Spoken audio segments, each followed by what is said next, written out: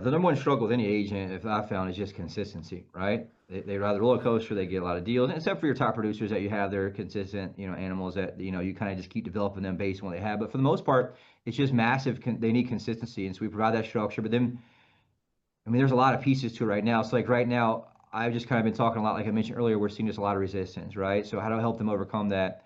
We're doing obviously open houses for people that work really well. We've helped them get their social game up. That's a lot of things people are struggling with too. As I've had these outreaches, I'm like, I look up their stuff. They haven't posted since 2022, 2023.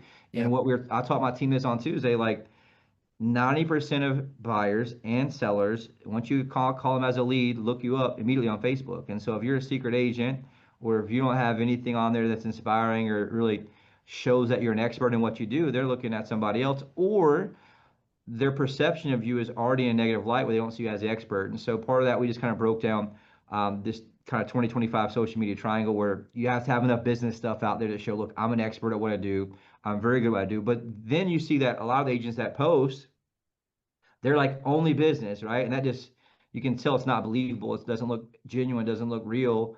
And so any of your clients and past clients that are friendly will unfriend you and unfollow you. But anybody that looks you up, they know it's total bullshit. So you have to have that second piece, which is personal, right? How they connect with you as a person. How do I know who John Kitchens truly is? And we just talk about, things to share with that family, dogs, if they have dogs, right? People connect with dog people. People connect with people like them.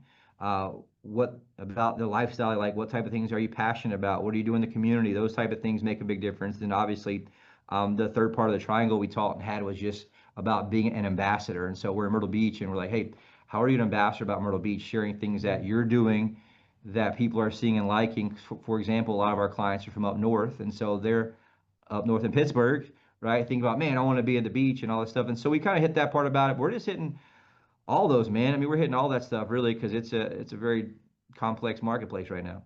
Yeah, it is. That's no, I love that. And, I mean, guilty of it as well, right? Kind of, fallen, stagnant, kind of getting paralyzed.